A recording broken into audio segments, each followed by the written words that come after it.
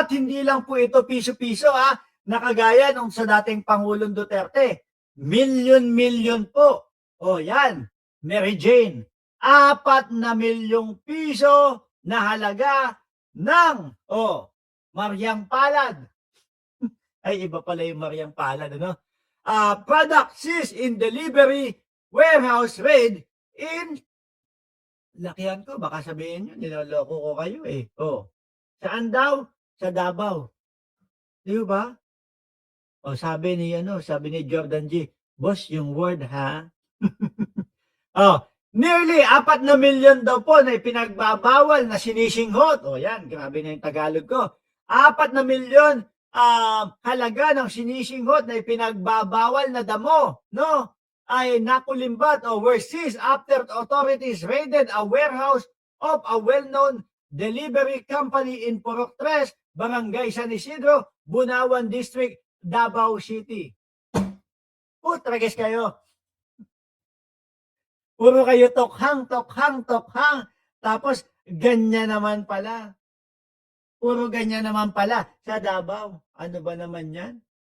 Mabuhay ang mga DDS. Davao Duwag Squad. Sabi ni Bernie Manuel. Si Bernie Manuel may sabi niyan, ha?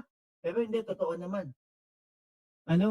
Yun yung senador nila hanggang ngayon hindi nagpapakita. No? Nadali nung chismis lang na warrant of arrest. Ayun, hindi na nagpakita.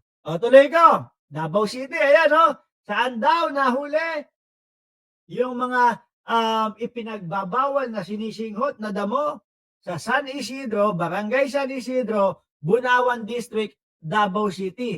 At around 10:30 ng umaga, Thursday, January 8, 2026. Ngayon lang. Nung isang araw lang. Fresh na balita. Akala ko ba naubos na? Akala ko ba magaling sila sa ganyan? Sabi pa nila sa atin noong 2016, naku, dapat iboto si dating Pangulong Duterte doon sa loob ng Davao o doon sa Davao City. Walang mga ganyan. Walang mga ipinagbabawal na gamot. Ito? Puro doon, At kung pagkukumparahin mo, mga kababayan, yung dalawang presidente, si dating Pangulo, mga bossing, na piso-piso ang nahuhuli versus kay Pangulong Bongbong Marcos, bilyon-bilyon yung nahuhuli, daang milyon yung mga nahuhuli. Sino po ba talaga ang totoong gustong sumugpo dito sa mga ipinagbabawal na gamot na ito? Tingin ko, mas halata po na gustong maubos talaga ni Pangulong Bongbong Marcos versus doon sa nakaraang administrasyon. Di ba? Yung nakaraang administrasyon, puro maliliit. Ayun, timbang. Ang lugi pa doon, ang pangit pa ho doon, mga kababayan, kapag ka nahuli, rekta, tigok. Bakit kaya ganun lagi? Tigok. Bakit kaya laging sinasabi ng laban? Baka gumaw-ngaw pa daw ho. Baka magsalita at baka mayroon pang ilabas na mga kung ano-ano at umabot sa punto na syempre magtuturuan yan. Si ganito, ganyan. Ang source ko. Ituturo yung mas mataas. Si ganito, ganyan. Tapos baka maturo si Michael Yang. Kaya tigok na. Ako ho, mga boss si Pamo, sir, dun sa tokhang-tokhang nila, naniniwala po ako na sinadya po nila yung sinasabi nilang yung pinagmamalaki ni Bongo na eto, meron pa din po kami na yung tipo bang pagpapamigay ng pera para doon sa mga nakakahuli. Meron pa din po kami na gawad kagaya nung 500,000 500,000 kapag ka daw buhay, maliit. Pagka buhay, ang reward lang 500,000. Pagpatay, 1,000,000. Pagka yung nanlaban, 2,000,000. Kung ako ang magiging presidente at ako gagawa nun at legal yung pagbibigay ng reward. Baliktad sa akin yan, mga kababayan. Sabi ko sa inyo, baliktad, ganito 2 lang ang reward natin. Kapag kayan, patay, 10,000 makukuha nyo. Pero kapag kayan, buhay, 1,000,000 ang makukuha nyo. Eh bakit ganun, Mark Ramos? Baliktad. No? Siyempre, mas madami tayong mapipiga at mas madami tayong makakatas doon sa buhay. Mauusisa natin, matatanong natin, di ba? Maaari pa nating malaman kung sino yung pinaka-source. Kapag ka gustong malaman, talagang iipitin mo yan. Talagang, sige, ganito, aalagaan mo yan. Laya ka, bigay mo sa akin yung pinaka-source nyo. Di ba? Yung sa kanila, hindi. Pagkahuli, patay na agad eh. O, paano pa naman yun? Mas malaki pa, reward. So ngayon, yung mga kapulisan, ang gagawin, patayin na lang natin yan, pre. Eh, bakit? Pagbuhay natin dinala sa porsyento yan, 500,000 lang ang makukuha natin. Tag 250,000 lang tayo.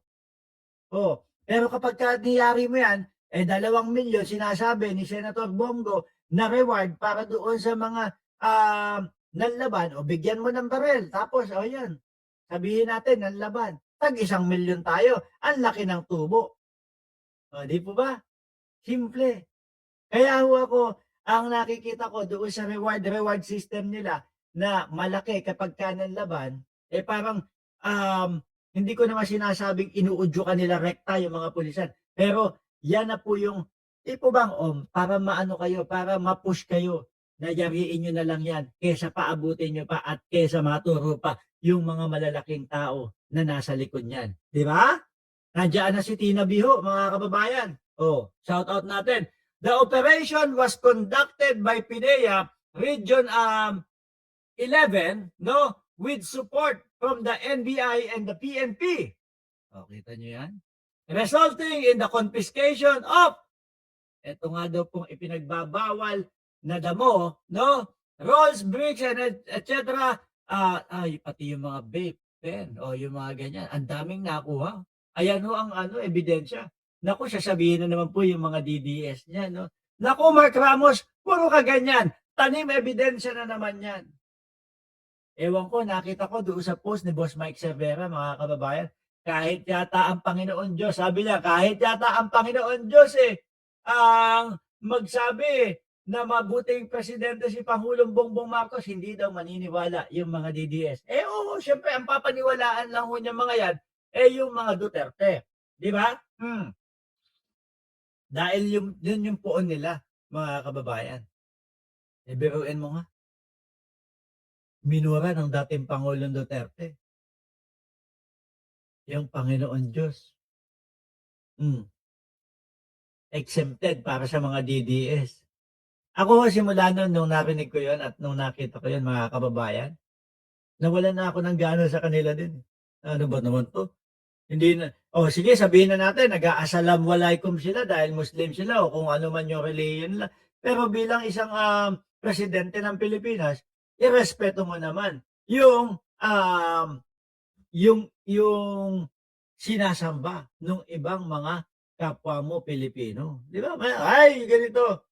Sino ba itong stupido na akala mo lasing na nandun sa podium. Pati po ang Pope, di ba? Bilang isang Katoliko, yung mga Katoliko ng mga DDS, wala sa kanila yun. Okay lang. Si dating Pangulong Duterte yan No?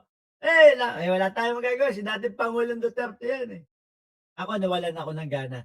Doon pa lang ho, mga kababayan. Diba? Okay. Mga DDS ito yung isa sa patunay na yung mga kilos nila noong 2016 pa lang ho, puro mga budol. Panay budol at walang katotohanan yung mga ipinagpakalat nila at pinagbabalita nila noong 2016 na napakaganda sa Davao at napakaligtas sa Davao. Yan, mulat ang taong bayan. Meron pa nga silang pinapakalat, safest city in Southeast Asia daw ang Davao. Tinapat, dinaig pa yung Singapore. Singapore natira ako doon. Ilang taon, mga kababayan. Ang tagal kong tumira doon, mga bossing. Doon talaga yung totoong walang salasalabat na mga walang mga salasalabat na mga kuryente sa taas. Hindi binabaha. Walang mga magnanakaw ng mga cellphone mo, maiwan mo yung cellphone mo, hindi na nakawin yan. Walang kahit anong ganun sa Singapore. Kaya nagugulat ako doon sa mga balita nila na safest city daw ho sa Southeast Asia. yung Davao.